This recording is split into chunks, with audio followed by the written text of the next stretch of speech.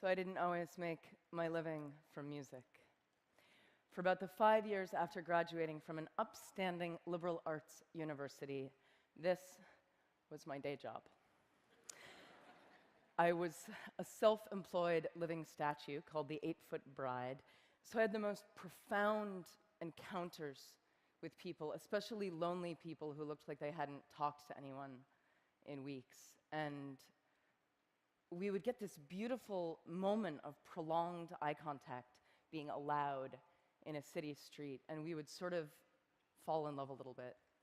And my eyes would say, "Thank you, I see you." And their eyes would say, "Nobody ever sees me. Thank you."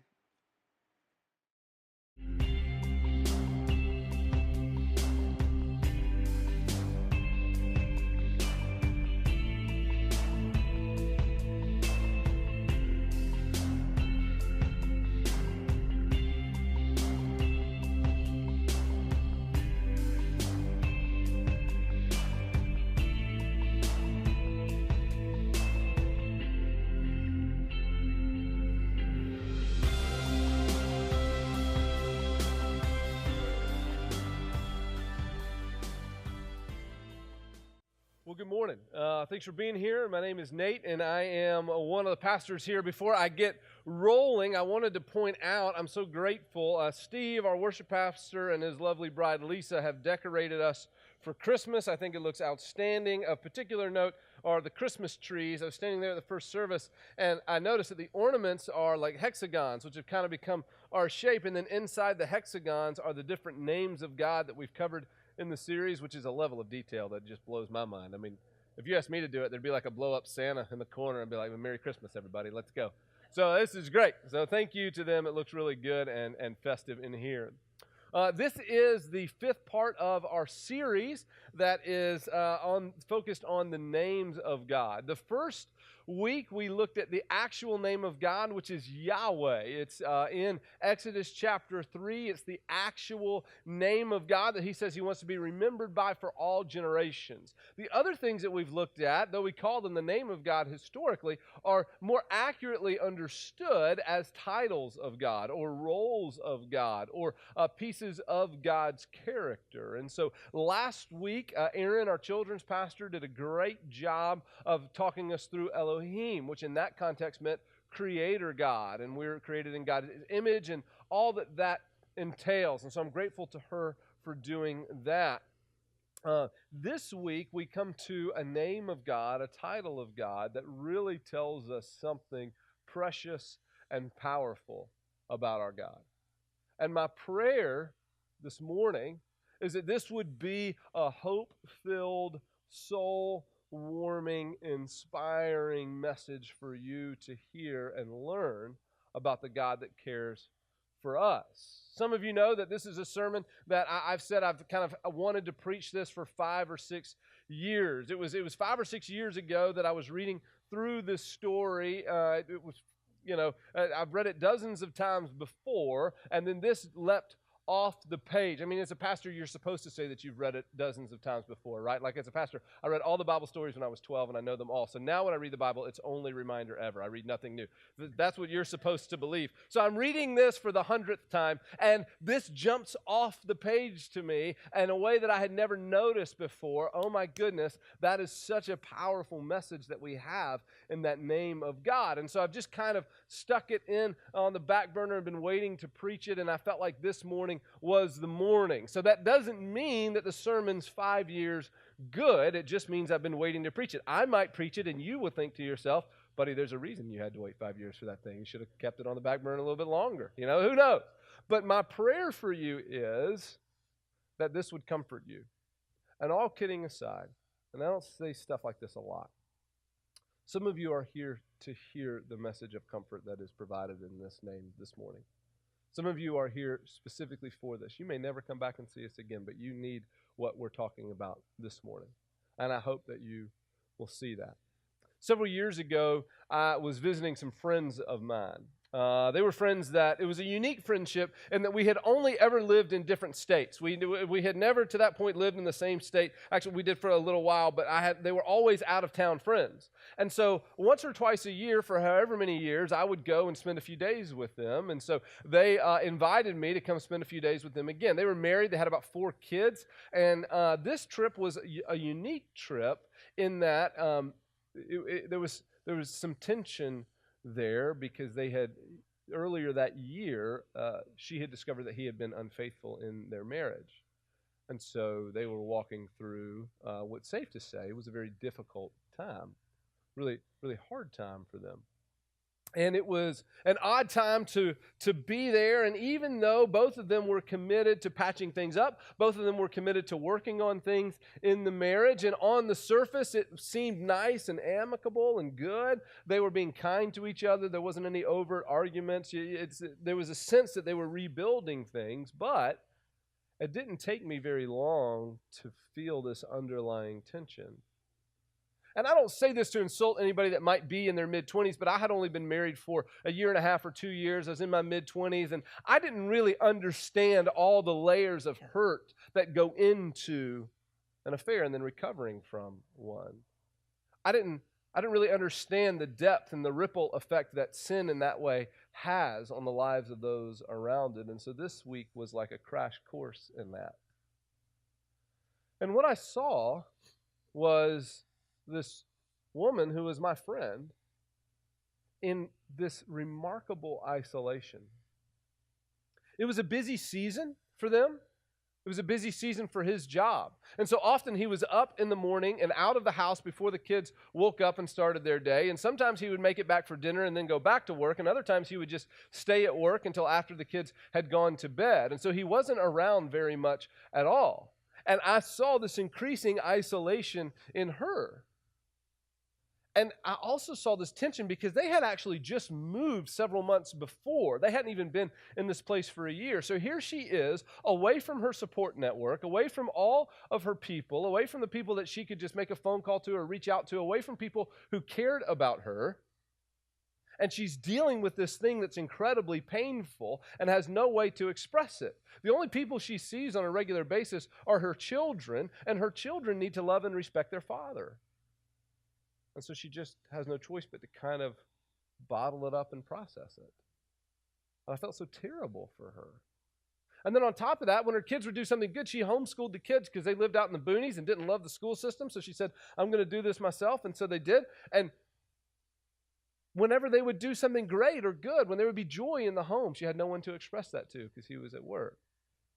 When there was a struggle in the home, when she was frustrated or angry, she didn't have anyone to share that with or to confide that in. And actually, being there that week, I sat down in a quiet moment, and when I say this, a lot of you guys aren't going to believe it, but I actually wrote Jen a poem. There was a season where I wrote poems sometimes. If you want one, just email me. I'll write you one. It'd be real sweet. But I wrote a poem, right? And I wrote this poem, and I carried it home to Jen, and I handed it to her. This is going to be great. Like, she's going to love this. I'm going to be the best husband ever. And she reads it, and she kind of tepidly responds to it, and kind of like, I'm like, what? Like, you're supposed to really like this. And she just, in a nice way, says, like, it doesn't make any sense. And I remember getting real upset with her, right? Like, oh, you don't get art. And then later, I went back, because I do. And later, I went back. And this is like, I think we were moving like a couple years ago, and I'm going through old junk, and I find the poem, and I read it, and I carried it into our bedroom, and I'm like, you're right, this is trash. Like, this doesn't make any sense to me. But the picture that I had in my head that I was trying to express is one of a flower out in the middle of nowhere, blooming and blossoming perfectly into this beautiful flower, and there was no one there to notice it. And that was my friend. Just living in isolation with no one there to notice her. And the promise that I made to Jen was, you'll never have to do that. You'll always at least have an audience of one. You'll always be seen and noticed. And what I saw in my friend was just this profound isolation as a result of a private pain. And I felt genuinely for her. And as I talked with my mama, my grandmother, I began to meet with her regularly, and she had gone through losing her husband. And she shared with me that's a tremendously isolating thing. It's a lonely thing. Even people who have walked through that, when they come and they say, I know what you're going through, even though they kind of do, they really don't, because it's unique to every person. And it's such a difficult thing to walk through. And even when you have people sitting there going, man, I'm so sorry, I'm with you, that's fine, but there's still nothing that they can say to make it not hurt. And that's something you just have to process on your own. And it can be incredibly isolating. And what's true is we live in a culture where stories like these are more and more prevalent. The more screens we have and the more connected we get and the more constantly we are in contact with everyone, statistically, the more isolated we are becoming. Over 20% of Americans report isolation and loneliness as a source of depression for them. Once you get over 40, that number bumps up to 45%. And if you're a dude and you're here and you're too tough to experience loneliness and isolation, that's not a part of your story because I'm a man. It's even more prevalent for dudes who, incidentally, after the age of 30, get very bad at making friends because it involves like feelings and words. And we don't like those. So we're bad at that. Statistically, 1 in 5 of you walked in here feeling a sense of loneliness and isolation. And beyond those statistics, some of you walked in here and you're carrying private pains like those. You're compensating for a spouse who got into something that they shouldn't have gotten into, and now you're trying to patch it up as a family, but you can't let it out because that brings shame. I talked with a couple one time, and she just found out that the guy had stolen a couple $100,000 from his business partner. And she just had to eat it and stomach it because to share that is to bring shame. Incidentally, in the stories this morning about how other people cause us to go into isolation, it's always the dude causing pain for the girl. So fellas, the choices that you are making impact more than you. Don't be a jerk. So, whatever your case is this morning, whatever you're feeling, whatever you're walking in here with, I believe that this sense of isolation and loneliness is pervasive and is so very prevalent that it makes this story so very relevant.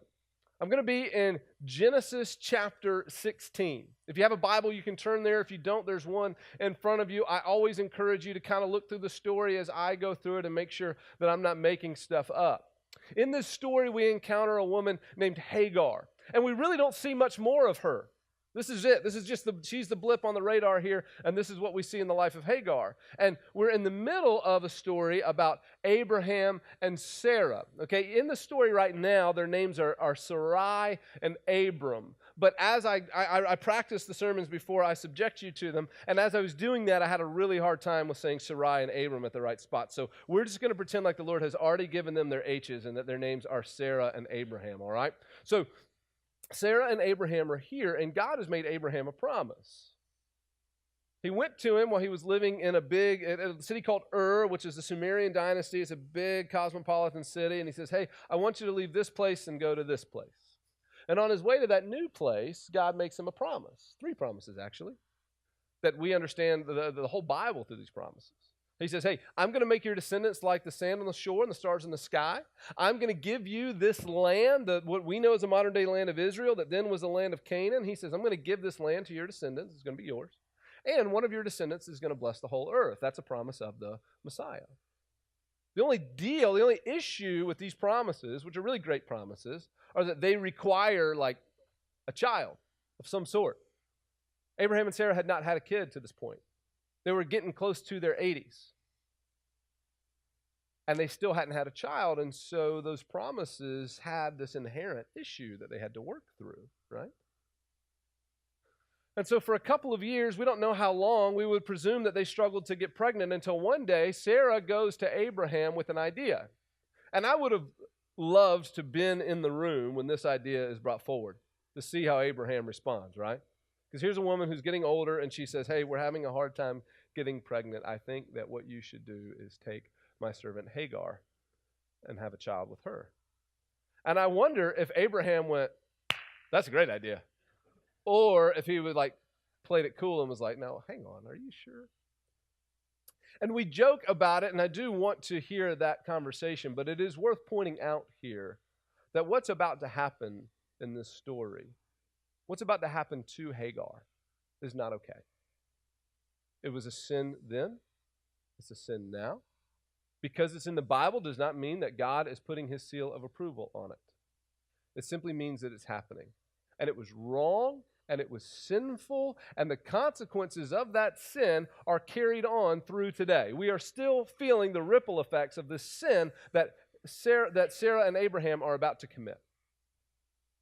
But Abraham agrees, and he says, okay. Because back then, the men were kind of the kings of their own little fiefdom. Everything that was there is something that belonged to Abraham. And so he did the most honorable possible thing and took Hagar as his wife. He gave her at least that status, made her a wife, and then they got pregnant together. And it's worth pointing out here that there is nothing in the text that indicates that Hagar either had a choice in this or wanted to. It just was her options. She was from Egypt. She was a servant girl working for a couple from another country. To end up in that position means that she didn't have a lot of options. They're out in the wilderness. There's no society or civilization around. They're just living in their nomadic tent. Dude says, you're my wife now. She's his wife now. That's how that goes. But she becomes pregnant. And shocker of all shockers, Sarah gets jealous of her. You didn't even, Moses, when he wrote this, didn't even need to put that sentence in. We all knew that that was coming. Sarah gets jealous of Hagar. She says that Hagar is looking at her with contempt. Once she became pregnant, that Hagar kind of looks at her like, yeah, what up, big time? Look what I did. But we don't really know if that's true. I can only imagine the insecurities that were roiled up within Sarah as she would look at Hagar and understand that this woman was able to give her husband something that she couldn't. And so there's all kinds of insecurities there. And she looks at Sarah and she says, she's looking at me contemptuously. Abraham, she's got to go. Which could not have surprised Abraham. So she goes. And she flees to Egypt. And I really want us to do some work here to understand what it must have been like to be Hagar in this moment and in this season. She is a woman with no options, with no marketable skills. You don't go apply for jobs. They didn't have WIC. There's not government programs to see you through a difficult time. She had nothing. She has to travel through the wilderness to get down to Egypt, where maybe there's somebody who knows her family or knows her and will remember her enough to actually care for her. She's pregnant now, and I want you to get this, okay? She doesn't know where she's going to have this baby. All she can do is hope that by the time the baby is ready to come out, that there's somebody around her that will be nice enough to help with the delivery. She's dealing with the idea that she may have to deliver her own child in a place that she doesn't know or recognize. And because she's pregnant, she's seen as a burden to anyone that she might encounter. No one wants anything to do with her. Can you imagine the fear of being a woman who is pregnant? And we understand, those of us who have wives who have been pregnant, who have been close to people who have been pregnant, and then you women who have had children, you understand that once you know that life is inside of you, there is an instinct that kicks in, and you will do whatever you have to do to protect that life. Can you imagine what it must have been like to just try to get through the night? Hoping in between civilizations where there is no law, just hoping that there's no men around this time, wary of everyone that comes into the room or through your view, suspicious of anyone's kindness. I wonder when the last time was Hagar even had a peaceful night's sleep. She had to be exhausted, feeling completely forgotten and completely alone, without even a God to appeal to, because she's Egyptian. And all she knows of Abraham's God is that God cares about Abraham. She doesn't even, not only does she not know anybody to talk to or have anyone to reach out to and feel completely isolated in where she is, she doesn't even have a God to call to. Can you imagine the fear and the terror and the isolation that Hagar experienced? And it's in the middle of that isolation and terror that the Bible says an angel of the Lord found her. Found her. Not she cried out to God, please help me, please be with me, please protect this child, please take care of me. Can you imagine all the different ways she tried to envision a future for herself? How she was even going to protect herself until pregnancy and then have this child and take care of this child and try to find a way to raise them? Can you imagine the scenario she was going through in her head about what she was going to need to do? And we don't see that she cried out to anybody because she felt too alone to even do that. And in that, God found her. A woman who, by the way, didn't think she had any claim to God. So this morning, I want you to know if you walked in here and you, for whatever reason, think that you don't have a claim to our God, that if he even knows who you are, he would be disappointed in you, I want you to know that this story tells us that he is looking for you, that he is finding you, that he loves you, and that everybody has a claim to our God. This angel finds her and tells her this. If you have a Bible, you can look at it. If not, you can just listen. Verse 11, it says, the angel of the Lord said to her, behold, you are pregnant and shall bear a son. You shall call his name Ishmael, because the Lord has listened to your affliction. He shall be a wild donkey of a man, his hand against everyone, and everyone's hand against his, and he shall dwell over against all his kinsmen. That's a heck of a prophecy right there. And I don't have time to invest in all the implications of what this prophecy means, but I told you that the actions of Sarah and Abraham had consequences, and those consequences are still with us today. Do you know that the Muslim faith traces their spiritual lineage down back to Abraham by way of Ishmael? That Ishmael is the father of that faith, of the Muslim and the Islam tradition. So we still see the consequences of this action that Abraham and Sarah chose to do here several millennia later. But what I want us to focus on about that promise is this. In this one promise that the angel made to Hagar on behalf of God, do you see that he beguiles her of all the fear and terror and wonder that she was carrying into that moment? Do you see that? Because she's wondering, how am I going to make this go? How am I going to take care of this child? Am I even going to deliver them safely? Like, I don't even know how to do this. And then that one promise, the angel takes all of that and assures her, you're going to have a son. God has given him a name. It will be Ishmael. He cares about you and him that much that he's already named him. And he is going to grow up, and he's going to be a wild donkey of a man, and he is going to have generations follow him, and they will war against one another, and he will overtake his kinsmen. He makes promises about this, not just, hey, I'm going to get you through the next couple of months, but I've already thought about this for generations, Hagar. I got it. Don't worry.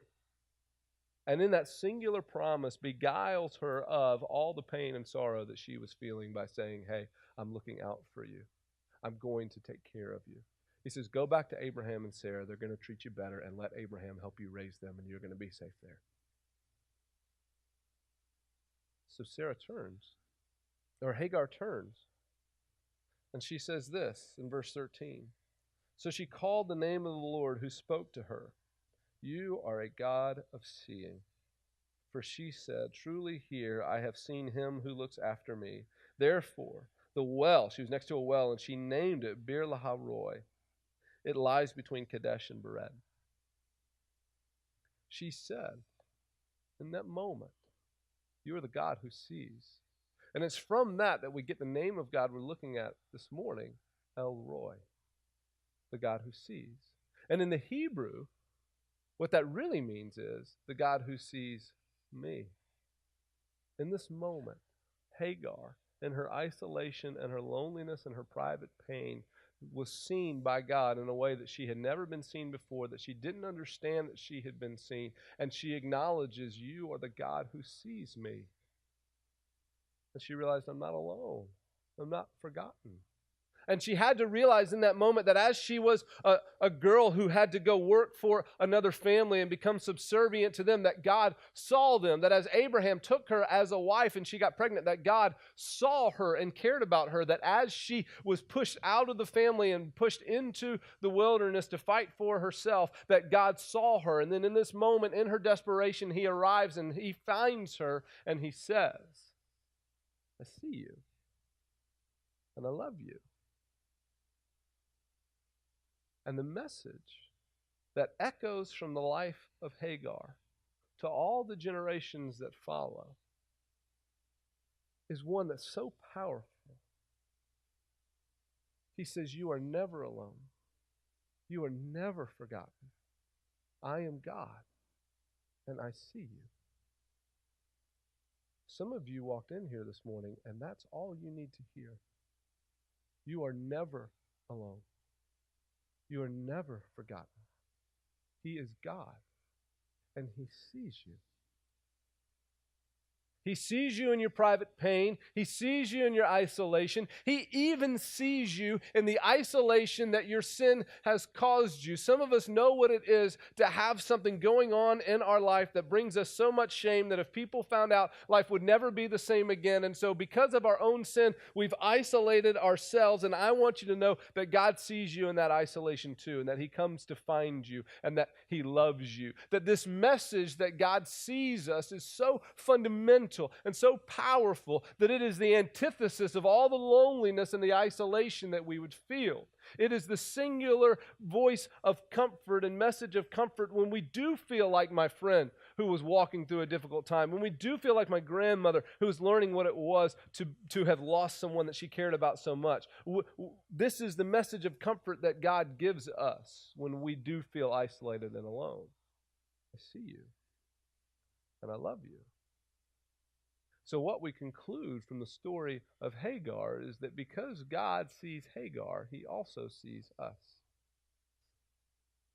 We actually focused on this earlier this year. We did a series through the Sermon on the Mount. And the very first week, we went through what's called the Beatitudes. And it says, blessed are the poor, blessed are the meek, blessed are those who hunger and thirst for righteousness, blessed are the peacemakers. And it goes on and on and on. And what we said is, Jesus' opening remarks to a lost and broken world, to a third world country filled with people who didn't know where their next meal was going to come from, his very first message to them out of the gates was, I see you, and I love you.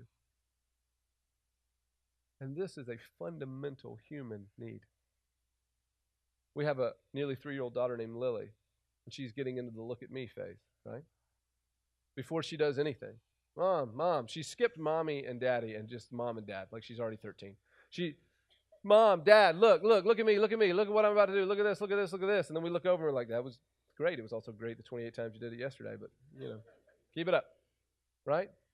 Because that's a fundamental human need. Look at me, notice me, tell me that you care about me, make me feel like I matter to somebody. And to that, God finds us. And he says to us, I see you. I love you. You matter to me. That's why I loved that video at the Open with that woman who she says, I love the way that she phrased it. She was allowed to have these moments of prolonged eye contact on the city streets because we don't allow ourselves that very much. And she was able to look at people who lived around a myriad of folks and still felt isolated and alone and make them be seen in that moment. So some of you this morning, you walked in here, and if you're being honest, you've been feeling pretty alone and pretty isolated lately. You feel like you are walking through something that other people can't understand, and it is my burden to bear. And if that is you, I want you to simply be comforted by this name of God this morning that says, you are not alone, you are not forgotten. I am God, and I see you. And you can just tune out the rest of the stuff I'm about to say. It's not even that good anyways. Just focus on that. But there could be some of you in here who are like me this week, who are going, Nate, man, that's great. That's really good that we have a God who sees. I feel pretty seen. I'm not really walking through some difficult stuff right now. Like my family's around me. Like I'm pretty good, man. And if that's you, that's great. That's a blessing, and I'm happy for you. So the message for us this morning isn't one of comfort, it's one to challenge us. And the challenge is this, that because God sees Hagar, we know that he sees us. And because he sees us, we should see others. If you're here this morning and you go, you know what, I'm good, like I'm loved, I'm not walking through that season right now. Well, first of all, you have walked through that season before. Second of all, that's great. Then it is incumbent upon us to see others, to be God's eyes and his hands and his feet, particularly in a holiday season that is difficult. Depression and suicide goes up in December. We know this. And it's because people are reminded of things they don't have, and people feel unseen and unnoticed. And so I wonder how many people you have in your life that might feel unseen this month. I wonder how many people in your life that might be walking through a private pain. I wonder how many people you know that might feel isolated, whose days or weeks would be made by a simple phone call that says, hey, I love you, I'm thinking about you, how are things going? I wonder if you know anybody whose week would be made if you just took them to breakfast. I wonder what kind of difference it would make if you went home this afternoon and you sat down and you said, I'm going to write 3 people a note to just let them know I'm thinking of them. And you just write out, hey, God just had you on my heart. I love you. I care about you. If it's somebody at this church, wait a couple days, let it cool down a little bit, and then send it so they won't know. You'll be sneaky. How many people do you know that by a simple word, by a simple acknowledgement, that you can be the hands and feet of God, that you can be Jesus to them and tell them, hey, I see you and I love you and I want you to know that you're not forgotten? How many people do we have that we could do that for? How many Hagars, bigger picture than that, how many Hagars are there still wandering around this earth? How many young women are out there who feel isolated and alone? How much of this isolation and loneliness is pervasive, not just in our country, but across the globe? And what can we do to be a part of letting them know that God sees them? We have a ministry that we support. One of the founders goes here called Addis Jamari. And what they do is they capture girls who are aging out of orphanages in Ethiopia who have no options and are very likely going to go into a life of slavery, even in our modern day. And they rescue them and bring them into a house, and they love them and they disciple them and they teach them a skill so that they don't have to face the future that so many of their peers have to face. And in doing that, they're rescuing Hagars one by one.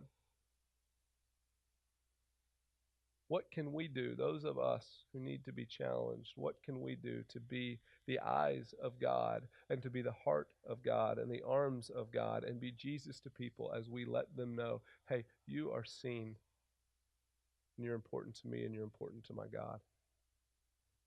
So this morning, if you walked in feeling isolated, if you walked in feeling like you have a pain to bear that is uniquely yours, be comforted by the fact that God sees you. He loves you. He is close to you. If you're fortunate enough to not be walking through that season right now, then I want you to be challenged to be the eyes that see others. And be Jesus to them as we let them know, hey, I see you, and I love you. And let's this morning celebrate the fact that we have a God who is El Roy, the God who sees me. Let's pray. Father, we are so grateful for you. We are so grateful for who you are and for how you love us. We are grateful that you see us. I pray that the weight of that would wash over us, that we would be comforted by that we would be challenged by that. God, those who came in this morning feeling unseen, feeling like their voice isn't heard, or feeling like that they have a burden that is uniquely theirs that others cannot relate to, Father, I pray that they would know that they are not alone in that. They would be comforted. Father, I pray that you would give some of us the courage to be your eyes that see others. That we would simply deliver a message and be conduits of this message of love and hope as we enter into the Christmas season. Give us your eyes to see other people, God, and to love them well. And thank you for being the God who sees us. It's in your Son's name we pray. Amen.